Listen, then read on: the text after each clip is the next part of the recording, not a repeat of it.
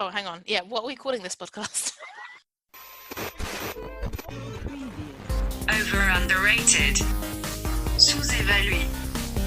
Überschätzt. Överunderskattad. Over underrated. Bom dia, boa tarde or boa noite. Welcome to another episode of Over Underrated. Speaking in Portuguese there, because that's where I'm originally from. And that's where the special guest is from in the first of our two Eurovision specials, Paulo Mendes-Jorge, my beloved father. My dad has never been on a podcast. He only listens to one podcast, The Bugle, when I'm with him, and I download it for him.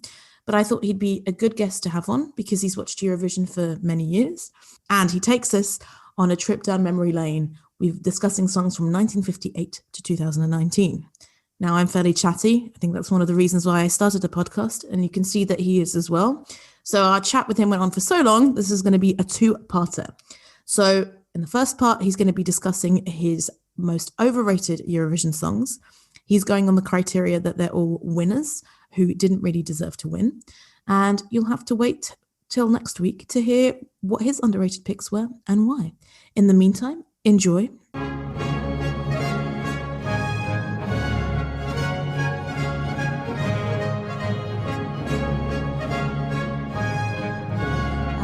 Welcome to another episode of Over Underrated with Fran and Babs. How are we doing today, Fran? We are doing fine, although we had some hardcore thunderstorms today. I saw. What was going on? Because we're heading toward a bank holiday weekend when everyone can be free and we can only hang out outside, the glorious UK weather has decided to make sure that no one can hang out outside by having a thunderstorm for all of the bank holiday weekend. Thank you very much. Thank you, British God of Weather. Similarly. So I've been working very hard today because I'd planned to take tomorrow afternoon off to cycle to some woods in the suburbs of Brussels, which have these magical bluebell carpets. It's meant to be beautiful. I've only been once, but kind of out of season. And guess when it's planning to rain? That's right, tomorrow afternoon. So we're both cursed, aren't we, Fran? And that's why we're doing this podcast instead. We are not alone. We have a special guest. A very special guest. Another far-off place in Europe. Indeed. With Babs. Yes, the first blood relative on this podcast, Paulo Mendes-Jorge. How are you, Paulo? I'm fine, thank you very much. Thank you very much for having me. I must be your oldest guest so far, I'm sure, and maybe for a long time. Oldest guest, first Portuguese guest, first guest who doesn't have their own podcast to promote. You're ticking all these boxes. I'm special. Yeah, you're so special. So special. We're very inclusive. We champion everyone, and everyone's invited to our lovely podcast. So I hope you have a lovely time. So Paulo, do you want to tell us about yourself, your music taste, and the topic that we're talking about today? All right, you're well. Yeah, I was born in 1961 in Lisbon. Oh wow! Okay, we're really going back. It was a summer's day, no. We're trying to keep this down to maybe an hour podcasts. I retired last year. I've lived in Portugal, the UK, and Luxembourg. The UK was roughly the 90s. And I'm now living in Luxembourg with my husband. I always loved languages. That was one of the attractions of Eurovision for me, because Eurovision is the topic we're talking about today, right? Exactly, yes. Yeah. I'll get there. And so languages really attracted me to Eurovision because being Portuguese, I guess on the language front, I was fortunate, as Portuguese are, to listen to programs in their native language with subtitles. So everybody was familiar with French and English, but not so much with the other languages. So even in Eurovision, as it was in those days, which was 12, 15 countries normally growing, it was the one chance, or one of the few chances, to listen to songs in a lot of languages. And then for me, in music, melody is the most important governing factor. So pop music, of course, is one of my favorite styles of music. Not the only one, of course. I guess I like most styles of music, but melody is very important. So Eurovision fits the bill.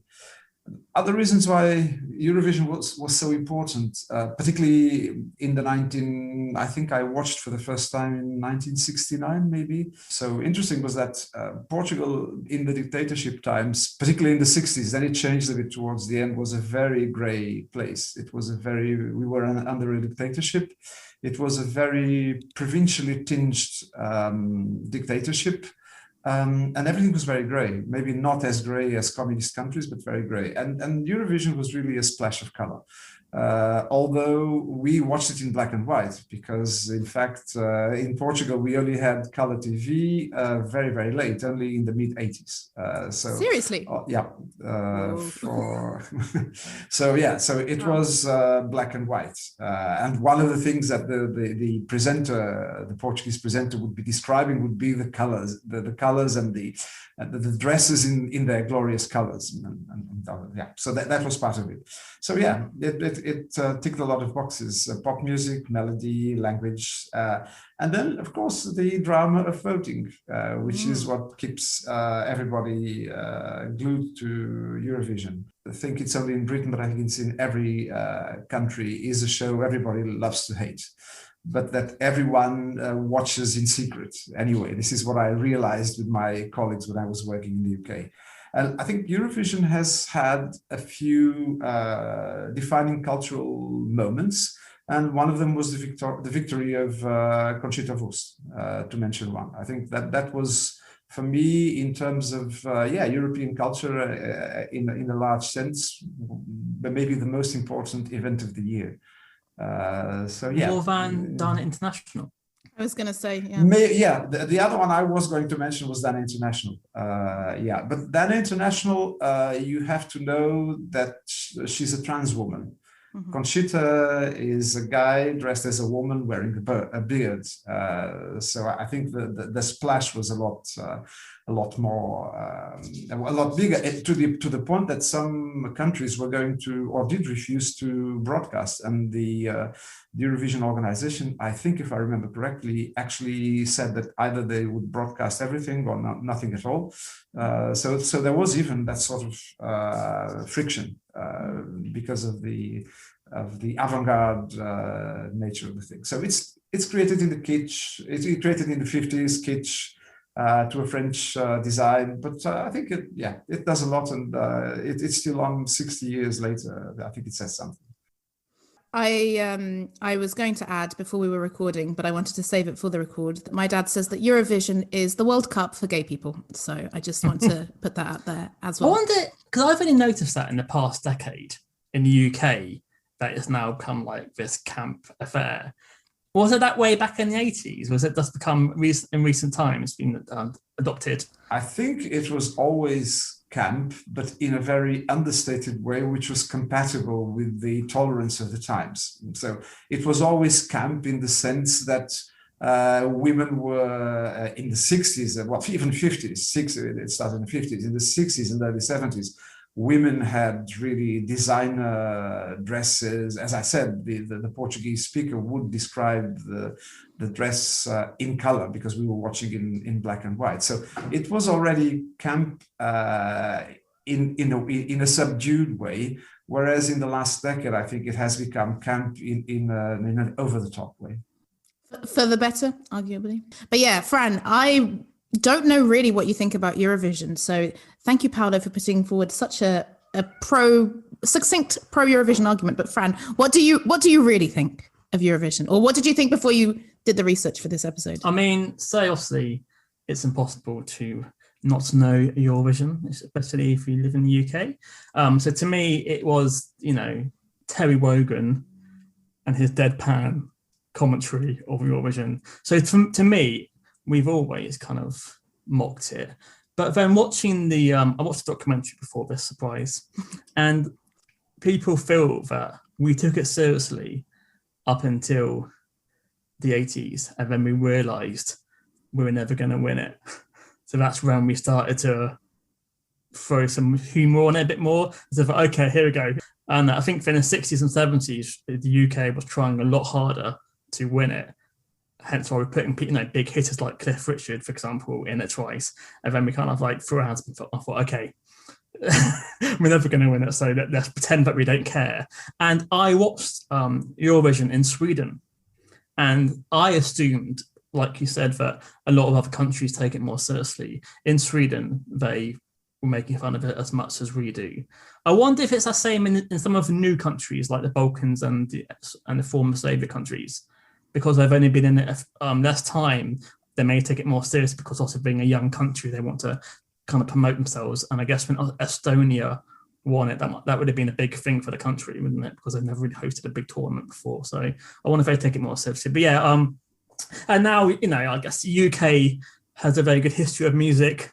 So it feels very strange that we're now always voted as last. And I guess, politics does have a place in the ratings. And it's interesting that I think the first time that happened, when people noticed, tactical voting, was I think in 1963. They went to Norway and they're supposed to say the number of the song followed by the score. And the person who gave the votes forgot the first bit. So they said, "Oh, can you come back and do it later on when you have it prepared?" And then it was between Denmark and Switzerland. And then when Norway came to do their votes again, they changed the score of what they gave Denmark. Since 1963, it's been happening. It's not a recent thing. I think in the Balkan countries, or in what used to be the Eastern European countries, I think I was talking about Western Europe when I say it's the show that everybody loves to hate but watches in secret. I think in the new EU member states and the Balkans, it's all the countries that were in communist regimes before 1989 and couldn't participate. I think they were quite eager once they got out of communism to actually be able to participate. So I think the perception is quite different from those countries, and they invest a lot in it.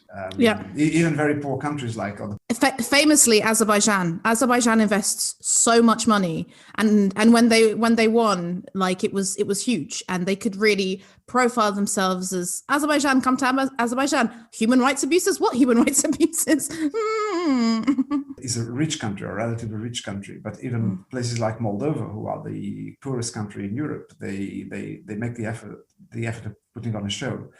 Which is why Luxembourg, the excuse that you have for not being in Eurovision for the last how many years is it, Dad? Paolo? How many years is it, Paolo? I have no idea, but I think it's all the time. It must be close to 20 years. I don't remember Luxembourg being in Eurovision since I live here. I'm not a Luxembourger, by the way, so I can cop out of that one. But going back to Franz's comments, it's always been very political, even though they say it's not, to the point that when it was in Russia, Putin visited the preparations, visited the studio during the preparations. So new countries put a lot in it because there's a lot more. It's a way of advertising yourself. And in the times before the end of communism and then becoming EU members, something happened in terms of opening. After each of them won Eurovision, I think Latvia was the first one to win, of the new member states to win Eurovision. And coming back to Britain, Portugal didn't win it for 60 years. Britain can win it, of course. I think the Brits are just at that point because it's much more difficult to win now, because each country is not 1 in 15 or 1 in 18, is 1 in with the semi-finals, it's 1 in about 40 or something. Yeah, but the UK is always in it, isn't they? Aren't they? So yeah. The UK is one of the big ones that is entitled to go every year. So I think the Brits are a little bit taking the mickey with it, thinking if we can't win it that easily as we did before, then as Fran was saying, get some humor in, because I think that the Brits, when I was a child in the 60s and early 70s, they were one of the big ones, not just big country, big ones musically. They were always one to contend with, and they won several times. I think we won a Sandy Shore in 1968, I believe, or 7, and then we won of Brotherhood of Man in 1976, and then Bucks Fizz, and then A Massive Weight until Katrina and the Waves, 97, and that's it. So I think we only won 4 times. So it's in 60 years. But not most countries have won less times. But I do feel that that's a very British thing. I remember having a conversation about the Olympics with British people, and they're like, well, we only won this many gold medals. And it's like, there are countries that win 0 medals, like 0 any medals. And I think when you're a country that's so used to dominating on culturally and musically as the UK is, I think it does make a difference. I think it goes for all areas of activity, because I think big countries like the UK, France, Germany, the big ones, which were in terms of economic power, they were really the big powerhouses of Europe or the world, and they had a culture and an infrastructure that nobody else could match. So the field was not as rich as it is now, be it Eurovision, the Olympics, or whatever.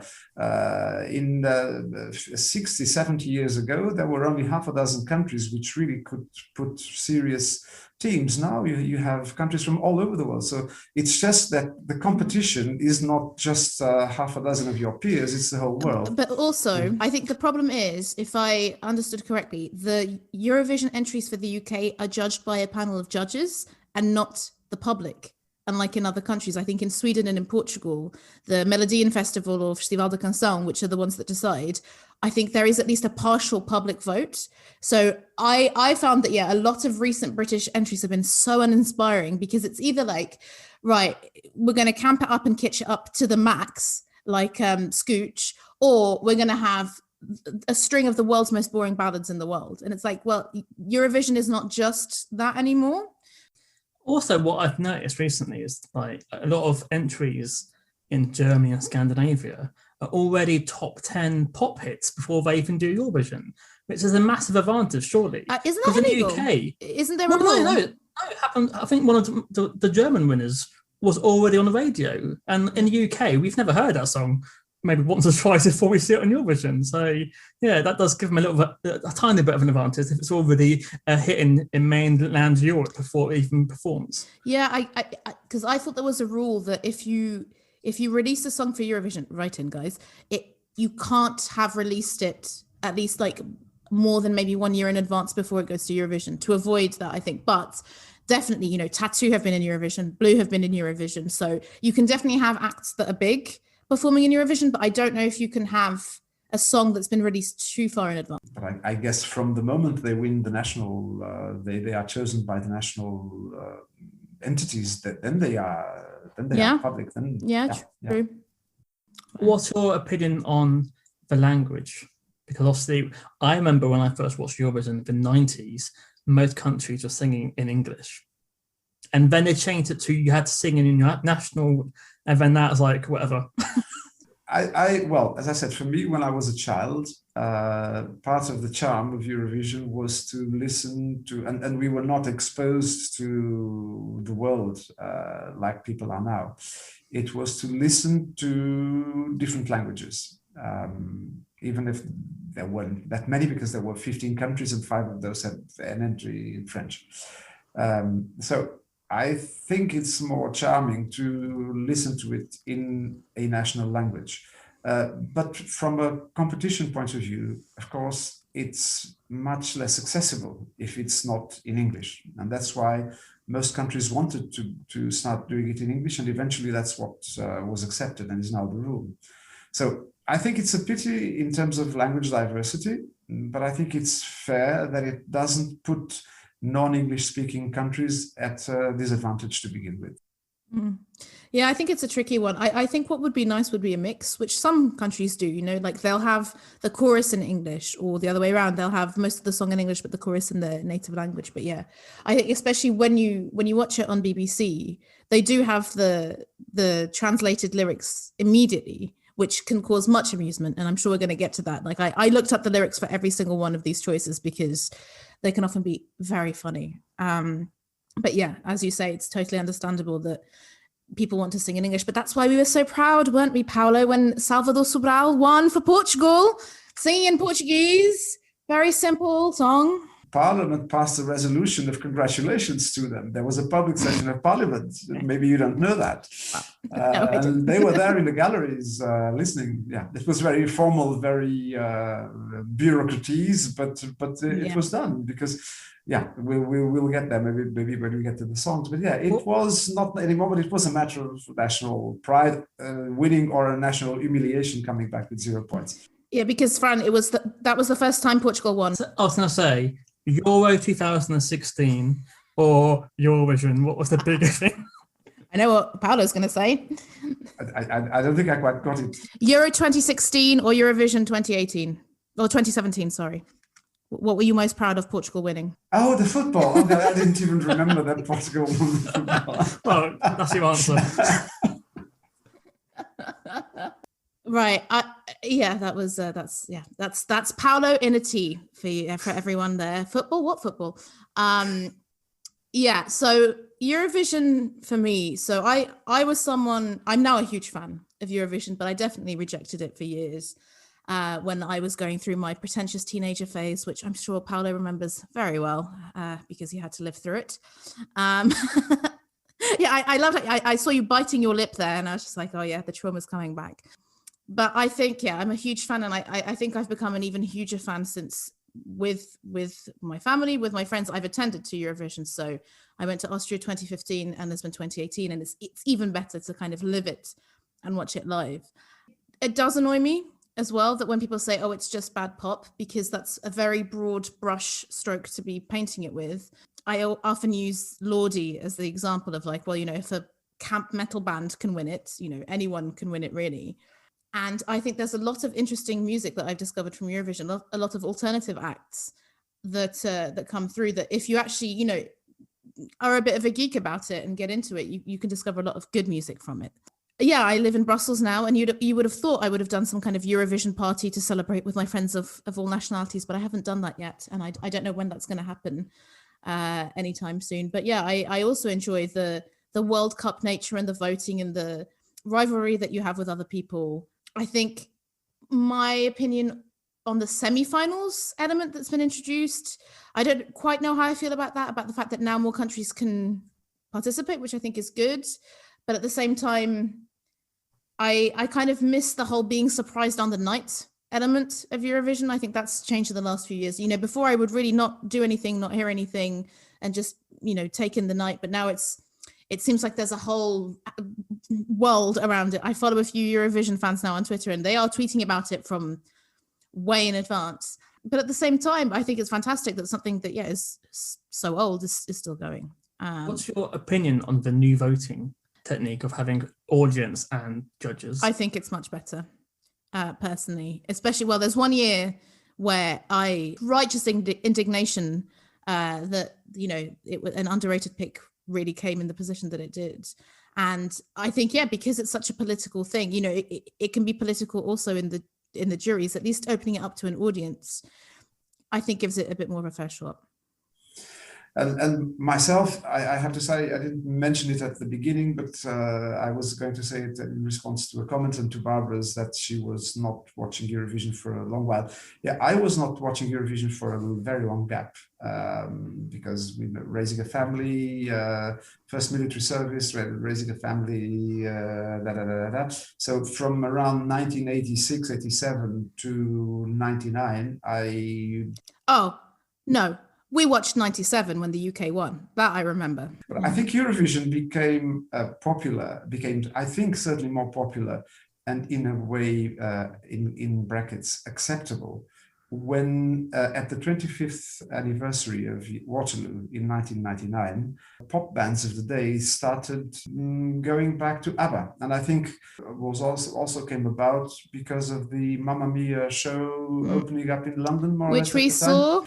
So anyway, so in 1999, all of a sudden, ABBA became more talked about and maybe acceptable than they had been before. And Eurovision as well. So I think for me that was in a way a threshold year for Eurovision. So can you tell me about how you came to choose these songs? Because you said you missed a lot of Eurovision. So had you gone back and listened to all of the winners? How did you come to choose these tracks? I'm a civil engineer. I do things very thoroughly and systematically. So what I did was I went through the list of all Eurovision since the beginning, including the ones I hadn't watched, because there were some songs in there that I knew. And in particular, there were lots of songs which for me were very much underrated. So rather than the 5 I have chosen, I think there were about 10 or 15, which I thought were quite underrated. So I had to choose from those songs which ones for me were particularly underrated. And then in the process, maybe I also found some overrated, but I think overrated and underrated in the context of Eurovision, and overrated for me was more that a song that won, well, there might have been other songs which were more deserving. So yeah, I like virtually all, not all of them, but I like, or even very much like, the overrated songs, maybe except for one. But there were other songs then which had merits that these perhaps didn't have. Before we get into the songs, I think we should outline mine and Paulo's relationship with music, which is very combative. Going into this, I was like, am I going to like anything he's picked? But I have to say, having looked, I am pleasantly surprised at the pick so far. And yeah, from what I understand, with the overrated, everyone in this overrated list is a winner. They all won, and that's why you picked them, because they won, but you think they were much better deserving people. Overrated. All right, Paulo, your first choice for overrated. Overrated. It's a song I very much like. In fact, I think it's the last winner. It's Arcade by Duncan Lawrence from the Netherlands. I very much like the song. It's a pop ballad, which I very much like. It's just that it's in a certain way less remarkable than some of the other songs that were there that year. And one of the more remarkable ones, maybe, even if as a melody I like it less, was the Italian entry, Soldi, by Mahmoud. Yeah. But other entries also I thought were maybe more remarkable than that one, but I do like it a lot. So it's here more as a symbol of the sometimes less remarkable songs that win when other more remarkable songs don't get to win. And sometimes those other remarkable songs get to be in the first 3 or the first 5, but sometimes they're really very far way down the list, even as in one of my underrated with 0 points, which was particularly unfair. Fran? Yeah, I wasn't a big fan of it. I mean, we just spoke about how you don't get many performers going solo. This is strictly just a guy on a piano. Staring deep into the camera, deep with his eyes, flirting with the camera. 100%. There's no like dance routines or masks or anything. And maybe because of that being quite popular, people like the contrast of him keeping it real a little bit more, maybe. He looked like Dan Stevens from Downton Abbey, which is interesting because he is in the Eurovision movie that came out last year. And yeah, it sounds like a Sam Smith song to me. But slightly too bland. So yeah, I can see why you thought it was overrated. When I watched this, it was one of the songs that just went by me, and then when it started to win, I was like, what? And had to go back and try and remember what the song was, because it was that bland to me. But I will give it a 2 out of 12. Ooh, okay. Paulo, what would you give it? No, I would give it more than 2 out of 12. I would give it maybe, forgetting the context of the other songs that I've chosen, I would give it maybe 8 out of 12, 6 out of 12, somewhere there. Yeah, I obviously watched this Eurovision. I remember thinking, well, this is a bland song, and all the bookmakers said that it was going to win, and then it won. And I was like, well, yeah, this is when Eurovision is annoying, because there were so many, Soldi by Mahmoud, as you said, Paolo from Italy, Roi by Bilal Hassani from France, which is this French Moroccan guy dressed, in a very feminine way, and he had like a fat dancer on stage dancing with him. It was all very symbolic. Infamously, Hatari, the Icelandic, what are they called, techno-industrial and punk rock band who like to incorporate elements of anti-capitalism and BDSM-inspired attire. Yes, exactly. Like way, way more memorable. And this was bland. But actually, shockingly, I think there's much worse than this. I think it's forgettable, Fran. I totally agree with you. I listened to it 2 or 3 times, like, can't remember a thing, but it's got slick production. It packs a lot in for 3 minutes. And I agree also, Fran, that after Salvador Sobral from 2 years ago, who also had a very simple staging, just a man singing, I think there has been a bit of a switch to that. I think there are some Eurovision years where it's like ballad country and you're like, oh god, this is so boring, and then other times where it's kind of eschewed. I think this year was a bit more of a mix, but I think definitely since Salvador won, there's a lot more. But and apparently it's really big on TikTok at the moment. So a lot of YouTube comments are about like, some people saying I discovered this on TikTok, and then other people going like, I'm a true fan because like I didn't discover it on TikTok. I discovered it on Eurovision. Yeah, okay. Yeah, that indie thing, Eurovision. yeah, the indie thing that no one watches. And it's got some classic terrible lyrics of small town boy in a big arcade. I got addicted to a losing game. Loving you is a losing game. How many pennies in the slot? I would score it a bit higher than you, Fran. I think I would score this song about a 4 or 5 out of 12.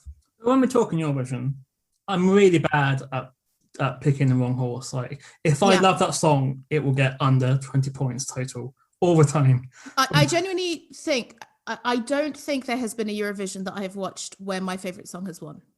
I think the only one that I guess I understood was Manzemelo with Heroes. Was that 2015, the Swedish entry? Yeah, that's pretty good. Again, I swear that was a radio hit. I swear that they said that. I wanted Waterloo to win. Oh, of course you did. Of course you did. Although it's one of the ABBA songs I like less, but that's another podcast. Yes. But I guess back in those days, there wasn't many sort of rocky pop songs, so it must have really sort of like popped out. Absolutely. I mean, in those days, Eurovision, if you really read a bit about it, is a French design thing, which was designed to almost not to be rock, pop, more to be in the model of French chanson. And ABBA were the first ones who really broke the mold of the ladies in very nice cocktail dresses singing pleasant ballads. So with very nicely done hair. And it was so different that as a 12 or 13-year-old at the time, I really wanted them to win, and I was very happy when they won. Okay, Paolo, hit us with your second choice. Okay, the second choice. The second choice is El Andiki, Running Scared, Azerbaijan, 2011. And it's not a word I usually say about songs because I like soft, but it's so bland. And it's no different from dozens of others. And for me, this is really overrated. But I think part of it, maybe it's time to talk a little bit about tactical voting, and not just tactical voting. I think in today's Eurovision, there are countries which get a lot of votes from countries that they used to be part of. And I'm thinking particularly about former Soviet republics and former Yugoslav republics. Even if the breakup of Yugoslavia was quite traumatic, it's the case that there are many people living in, many people from any republic living in another republic. And apart from that, if you listen to a language, to a song in your own language, you're going to relate to it at a level that you don't relate to other songs. So I'm not saying it's just people doing calculus. The song is in English. Yeah, no, in this case, it doesn't yeah, sorry. In this case, it doesn't apply. But still, you have a much greater cohort of people from the former countries that will be inclined to vote out of what's familiarity. Apart from Ireland, who still give UK 2 out of 10 or whatever. Yeah, well, let's beef there. Yeah, well, a similar thing in Portugal, Spain, yeah. I think But Portugal regularly gives 12 to Ukraine because there's a big Ukrainian population. Yeah, no, but this is the other thing, and is that one of the best way to understand voting in Eurovision is to go and find the map of Europe, or wider Europe, with the second nationality in any given country. I don't know, maybe Germany votes more for Turkey than other countries, for example. And I think that's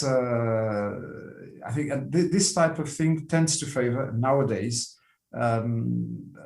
former Yugoslav, so Balkan countries, and former Soviet republics. And I'm wondering whether in the case of Azerbaijan it played a role, although I have to admit I didn't go back and analyze the You didn't? Oh, come on.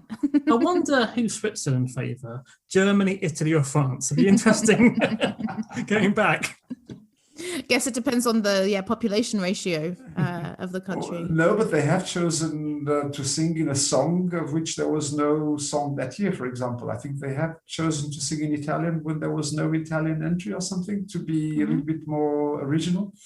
So yeah, I think this one, as I say, is the one song from the whole list that I don't have any grudge against it, but I wouldn't have it on my playlist. Harsh, maybe 1 point, yes. Fran, do you have a grudge against it? I don't have a grudge. I kind of thought it was Bastille for Starbucks, like, you know. Sorry, Paulo, you won't get that reference, but I did, and I enjoyed it. A watered down Killers, adding more water becomes this, elements of electro pop, which is kind of popular in the charts, but smooth it all down to make it Eurovision friendly. I literally, these are all winners because I do not recognise any of these, and these are in recent time. So I watched the performance, and they seem to have a lot of fun. They're enjoying themselves. I don't know why they're running scared. I should have maybe investigated the lyrics more. Do you guys? Why are they running scared? They say, I'm running, I'm scared tonight. I'm running, I'm scared of life. I'm running, I'm scared of breathing because I adore you. So love overwhelms them. Awesome. Yeah. But 4 out of 12. I absolutely hated this. This is, when people think of cheesy bad pop in Eurovision, this is exactly the kind of song that represents it. Everyone's wearing white on the stage. The singers have no chemistry at all. Thought it was quite forgettable. There's some out of tune singing as well, it was one where I heard the studio version. I thought, God. Then I saw the performance and I was like, this is even worse. So the studio version's a lot more crafted. I guess it's one of those hard things, isn't it? If you're going to do a performance, do you choose energy and dancing and maybe a few vocal issues, or do you concentrate fully on the vocal? I guess it's a hard thing to choose. I think I'm thinking of recent winners, but I think staging is more important. And I think when singers are bad, you can really notice it. Okay, like some are kind of Gemini, obviously the British famously, not great song, and then they were totally out of tune, bless them. But I do think staging and a concept definitely sells it more. Conchita, for example, she has a great voice, but it was everything that kind of brought it together. Netta from Israel, she has a good voice, but it was again the whole concept. So I think it is worth focusing a bit more. It's interesting to watch Bucks Fizz because they are not singing well at all in that live version. But people just remember skirts. There you go. Done. And I remember this year so many memorable songs. One that Paulo and I sing all the time. I will be popular. You will be popular. I actually did. I'd forgotten it was a Eurovision song. I was just like, oh yeah, it's just that song that we sing. Oh no, it's from here. That's where it's from. And it came third. Jedward with Lipstick, who were very. I like that song. I like that song too. Blue were there, but it was fine. Yeah, I give this song nul point. Blue sort of at least got in the top 3. That was a travesty. I knew so many people who were into Blue when I was a teenager. It really surprises me. I think it's really nice when a country wins for the first time. Like I remember when Serbia won, for example, and that was with seemingly a very LGBT song. You know, she was like a butch-looking lady, and there were lots of women on stage. That felt again like a bit of a moment of like, you know, a country with not the best LGBT rights record. And it is always nice when they say like, oh, you know, this country's never won before. But yeah. I also found it very nice when Turkey won with a female singer also. I think it was the Turkey of pre-Erdogan days before things started to slide back as it is in the last decade or so. Yeah, but that was very nice to have a country not particularly known for pop music to win Eurovision. I can't remember which of the Balkan countries was the first to do Eurovision, but I was watching an interview and they were literally running through gunfire to get onto a plane to go and perform. Wow. And the journalist, who was German, said, do you think you have an unfair advantage because people know your backstory? And it's just like, what? Oh yeah, love risking my life. Yeah, we chose that. Yeah. But yeah, speaking of peace and Germany, what's your next pick? My next pick, the version of the girl with playing the guitar. Yeah, I mean, and Barbara knows I like syrupy songs, but honestly, this is the ultimate syrupy song sung by the virginal Nicole. And if you know a little bit of German, or if you go translate the lyrics, in the first 4 verses, she's like a flower at the start of winter, a fire in freezing wind, an old doll whom nobody likes anymore. And later in the song, she's hopeless like a bird in the wind. Oh, bless. Please like me. And yeah, so it's yeah. I think it's not just syrupy. I can't find the word. But, cynical?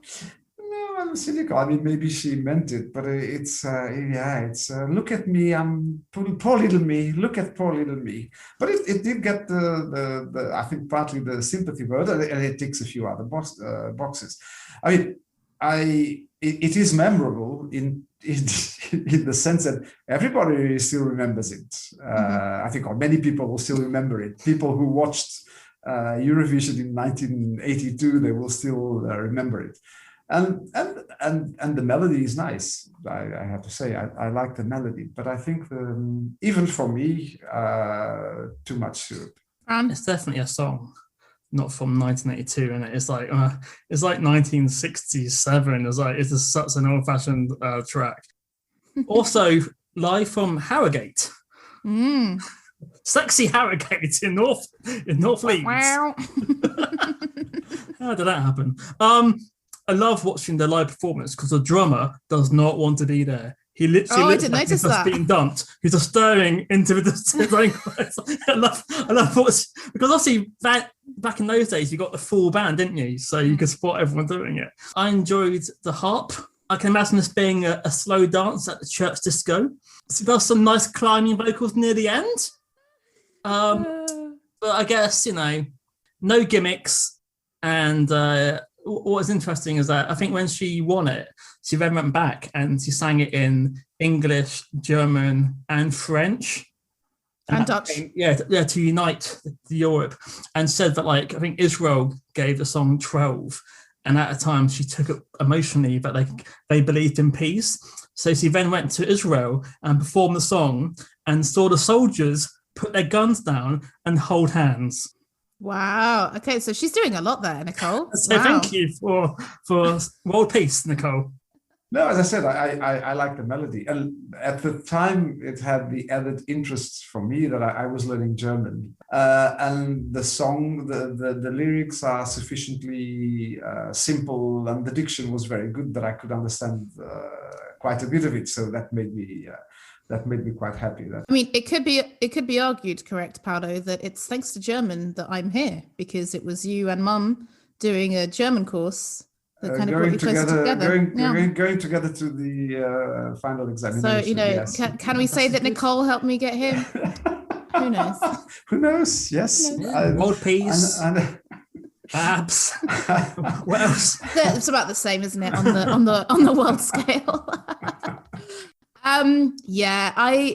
It's a typical chanson type song, but I have to say the chorus is quite earwormy. You know, I'm like it gets stuck in your head, and I mean, kudos for that. I think it's after two more forgettable songs, this one definitely is not forgettable. I'm with you, Fran, that it looked like a time warp, that performance, because it looks like something from the 60s or 70s, and then you're like, 82, what? The hair and the wardrobe. I mean, it's the white suits of the singers. It's a little bit provincial. Yeah. But I kind of enjoyed how calm it was, because I think there's so much bombast because even Duncan Lawrence, where he's singing like a quiet song on piano, it's like the camera's spinning around and he's looking. This is very, very calm, very understated, very earnest. But this is 1982, remember? It wasn't always as bombastic as it is now. Exactly. But I mean, for me, who's only watched it since the 90s, and the year before Bucks Fizz won, so it's kind of different. Yeah, exactly. But yeah, there's some interesting facts about it. So yeah, she's released the song in like loads of different languages. It's the only Eurovision entry to top the sales charts in every territory it was released in. All right. Until Katrina and the Waves, it was the song that won by the largest margin, 61 points. And the English language version of the song was the last Eurovision winner to top the charts in the UK. So, you know, she clearly had an impact. It is memorable. Yeah, I mean, I think I knew the chorus, but I don't know where. I mean, I don't think you listened to it. But I checked out, and most of these singers didn't really do much, did they? Like, not many of them have done an ABBA. Most of them, this was the highlight of their music career, so I found interesting. Yeah, I think that probably happens. No. ABBA, I think ABBA are the famous exception. I would say in Eurovision that it really was a springboard for them. Yeah. I guess Celine Dion-ish, maybe, but okay. And Lulu, Sandy Shaw. Well, Lulu was maybe already known in the UK. Yeah. Well, Loïc Notet, who was for Belgium in Austria, it was like 2015. Good.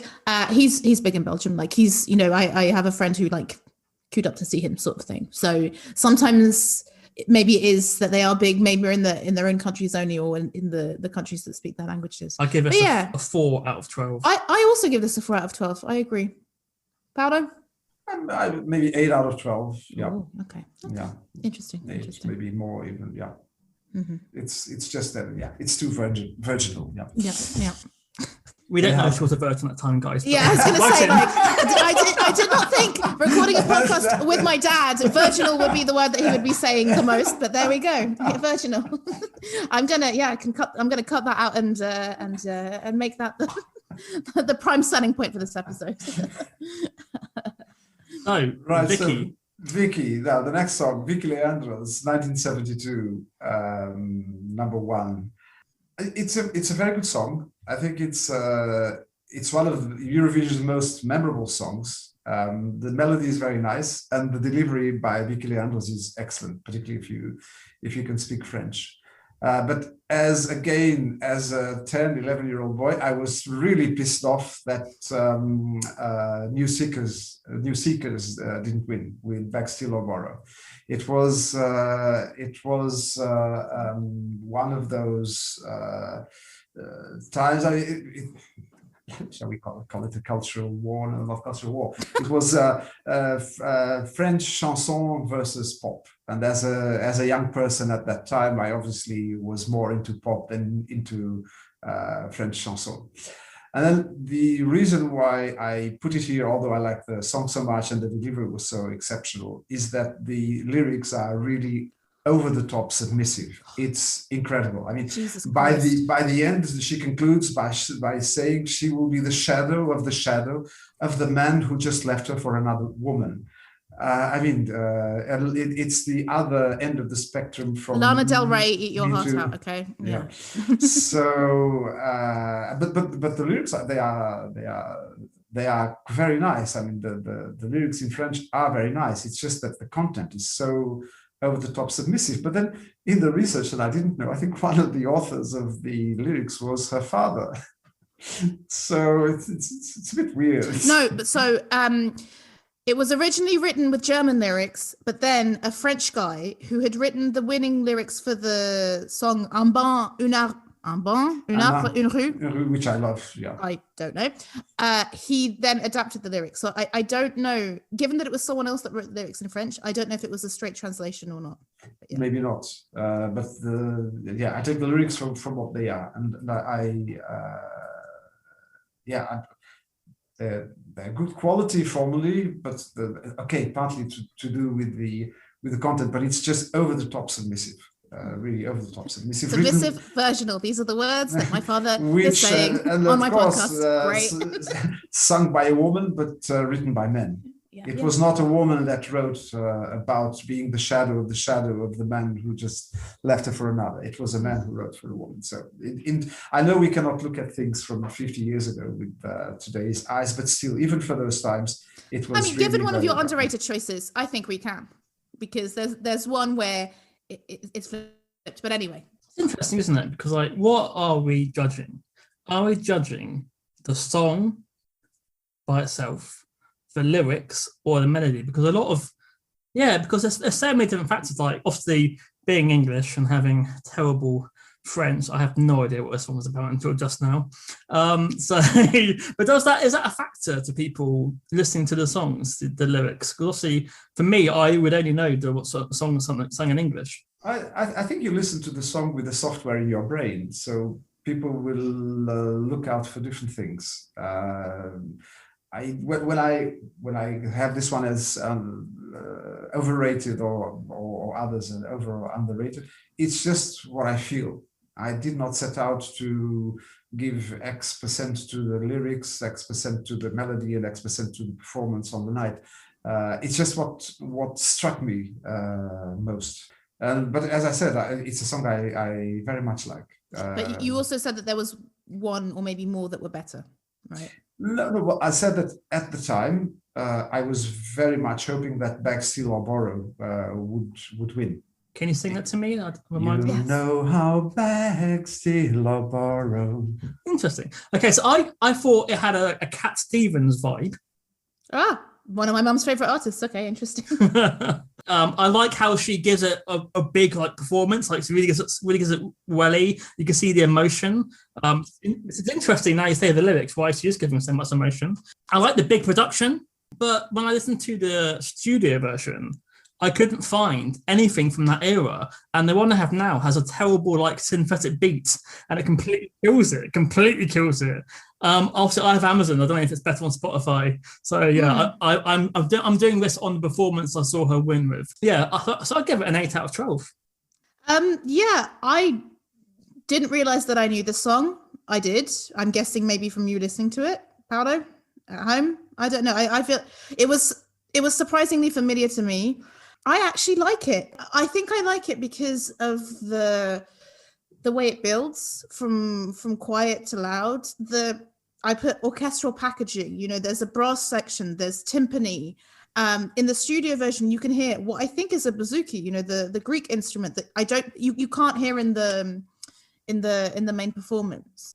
But yeah, the lyric. I mean, literally, the chorus translates as "After you, I will not be able to live any longer. Only a memory of you. After you, I will have wet eyes, empty hands, a heart without joy." And it's just come on, mate.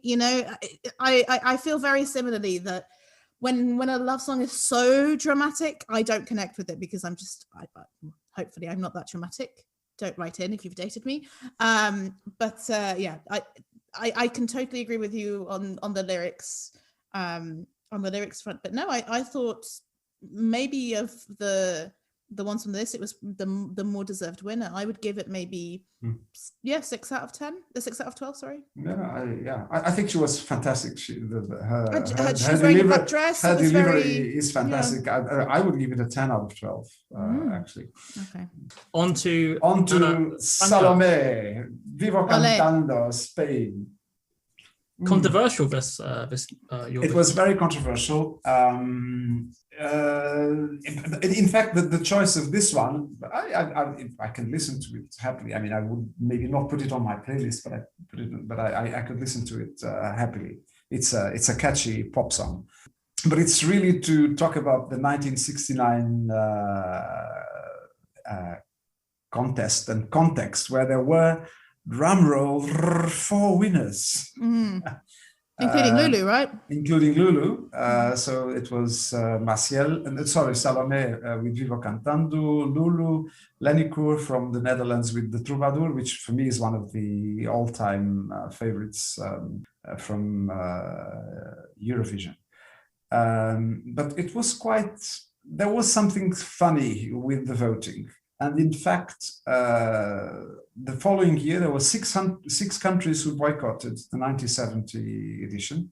I remember because Portugal was one of them, because also in 1969, it was particularly traumatic for Portugal, because we had a song with an absolutely fantastic lyrics and which was super popular in Portugal that didn't get 0 points, but got to I think it was classified as the last 3. But anyway, that's not why I put this one here. So there was something funny with the voting, and I think I remember the voting on this one, with people putting up some cards, if my memory is not playing any tricks on me. So there were 6 countries that were so unhappy with the voting that they boycotted the following year. Austria, Denmark, Finland, Norway, Portugal, and Sweden didn't. In fact, it was the only time, I think, when the Eurovision numbers went significantly down from one year to the other, because if you look from 1957 or 58 from the first one until 1969, it was always on an upward trend, and then suddenly in 70 was boom. And already in 1968, there were allegations in a 2008 Spanish documentary that Franco had already rigged the 1968 edition. Supposedly snatching victory from Cliff Richard, and congratulations, and Maciel, I think. Maciel with La La La, I think, winning the previous edition. So I think, again, this is a song I will happily listen to, but I will not put it on my list. And 2 of the other winners, I mean, Lulu with Boom Banga Bang, that's an all-time Eurovision classic. I mean, it was the song that my husband and I chose for opening the dance at our wedding. And in fact, Lulu, it's a very naughty. The lyrics are really very, very naughty, because if you don't take them literally, and the word "bang" there, I mean, you can take that song as really very hardcore. But of course, this is. I had never thought about this. We're gonna have to put explicit on the ratings.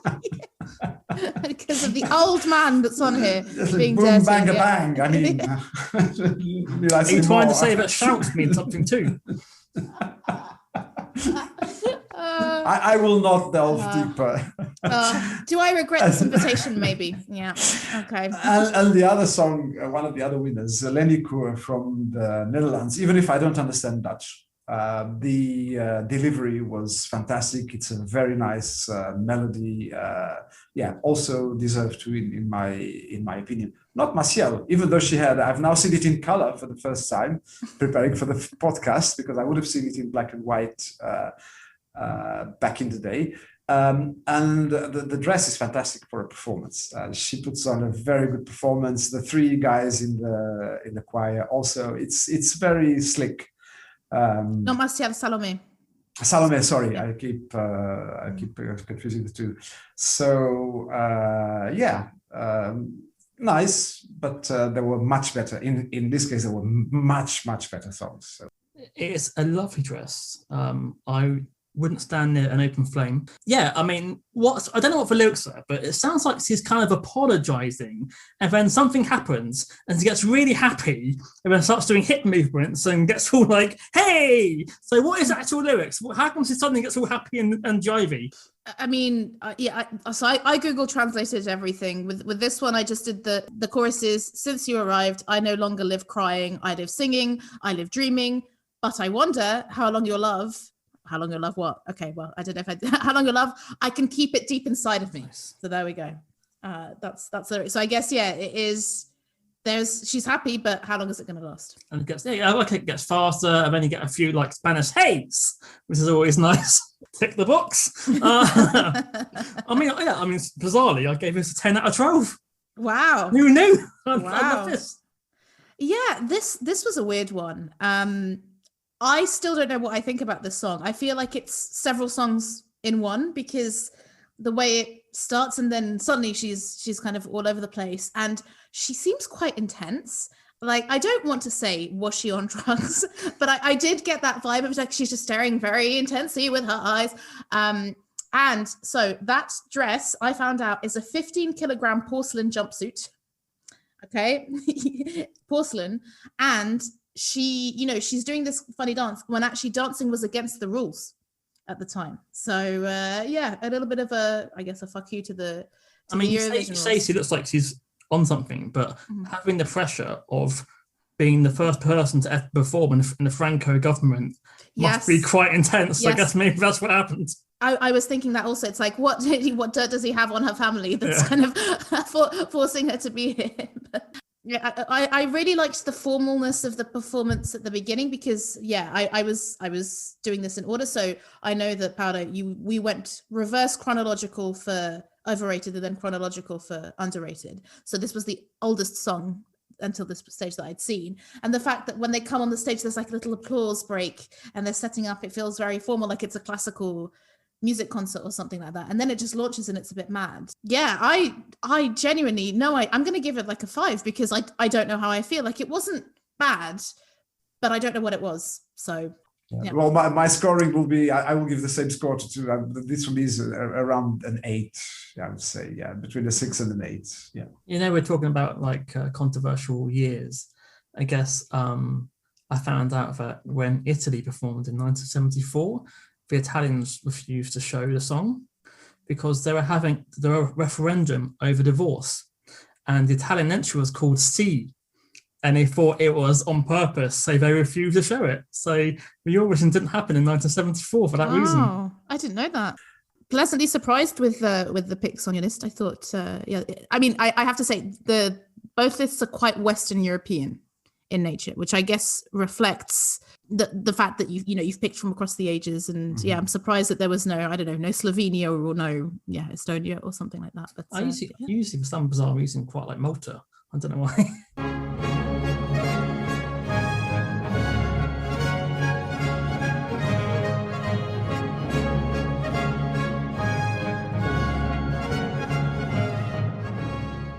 So, were you as disturbed by how much my beloved father talked about sex throughout this episode? I can't guarantee that the next episode will be similarly family friendly, but that's why all episodes are marked as explicit in any case. We hope you enjoyed it. Always, as ever, download, subscribe, and review, because that really helps us. And you can always get in touch with us. We are at OU Music Pod on Twitter. We're Over Underrated Music Pod on Instagram. And you can email us overunderratedmusicpod@gmail.com. See you next week for part 2. And I hope you're all well. Bye.